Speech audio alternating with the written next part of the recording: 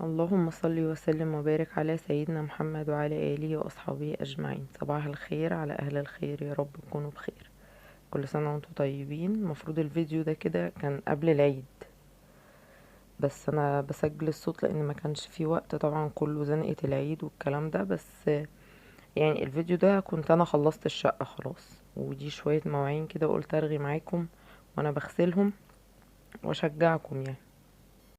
المواعين دي كده من العشاء، بس انا يعني بعد الساعة 12 انا ما بقربش لاي حاجة ولا بشيل كوباية من مكانها. خلاص طاقتي بتبقى تعتبر خلصت، وان انا بقى ايه يعني، خلاص تاني يوم بقى ابقى اعمل الحاجات اللي باقيه. مش شرط، ما فيش حد هيجي يفتش ورايا يقول لي انت غسلت الطبقين دول ولا ما غسلتوش. وبصراحة كنت زمان باجي على نفسي بقى ولا وافضل واقفة وشغالة ليل ونهار والكلام ده، لا ما بقيتش.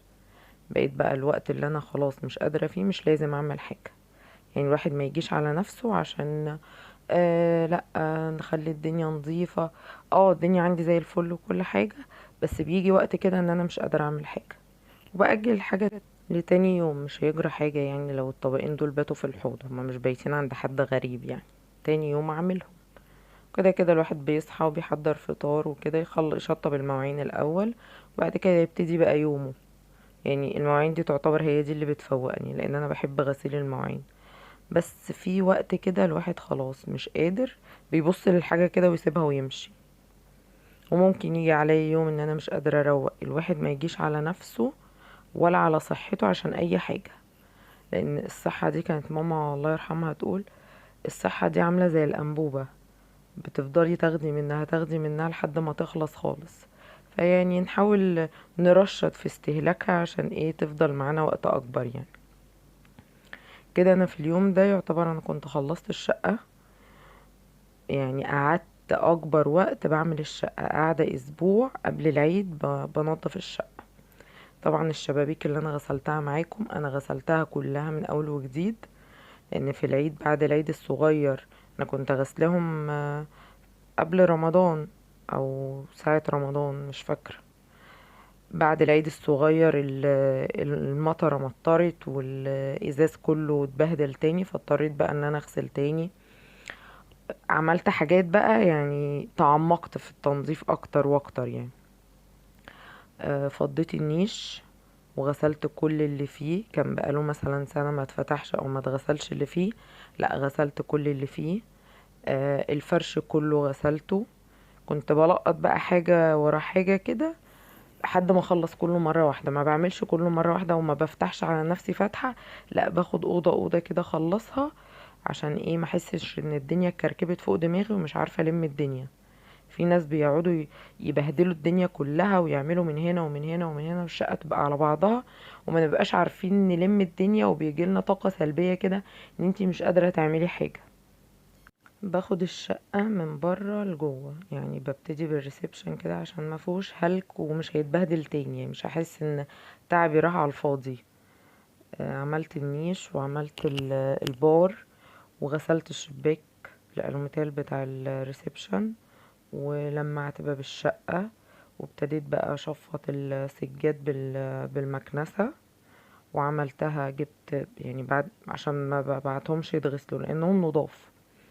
بجيب جردل كده او طبق واحط فيه مية ونقطة صابون، نقطة بسيطة، و... ونص فنجان كده دوني. وافضل بقى لمع السجاد بفرشة، فرشة صغيرة كده، بتشيلي بقى اي تراب فيها اي شعر. ده اللي هو التنظيف على الناشف، يعني تنظيف السجادة على الناشف او غسل السجادة على الناشف.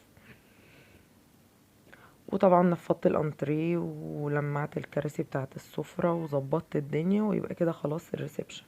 ببتدي بقى ايه بسيب اوضه الليفينج للاخر. هي والمطبخ والحمام، اخش على اوضه النوم طبعا.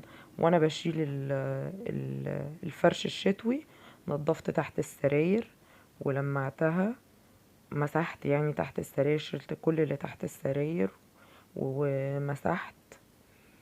وبمسحها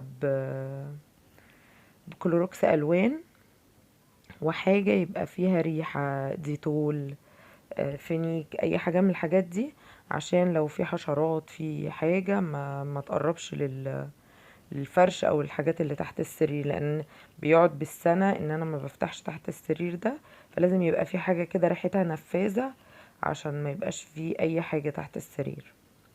طبعا بالنسبة للدواليب بتبقى رايقة، يعني انا حاجة كده انا بعملها لو مش قادرة، يعني لما غسيله ومش قادرة اطبقه بسيبه بره، ممكن يقعد باليومين بره، بس لازم يتطبق وانا بحطه في الدولاب. لو الولاد منعكشين حاجة او مبهدلين حاجة برتبها واحط الحاجات اللي انا مطبقاها، يعني ما بحطش حاجة على حاجة بحيث ان انا لو فتحت الدولاب الهدوم تاخدني بالحضن كده، لا لازم الحاجة تبقى مترتبة.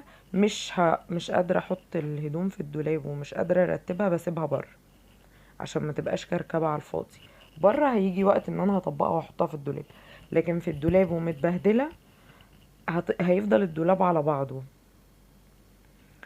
طبعا بقى بمسح وبلمع واي كراكيب برميها، ورق بقى، ملازم، حاجات بتاعه الولاد برميها، اي حاجات مكسره برميها، قلم روج، برفانات خلصانه، كل الكلام ده برميه، ما بحتفظش بحاجه خالص.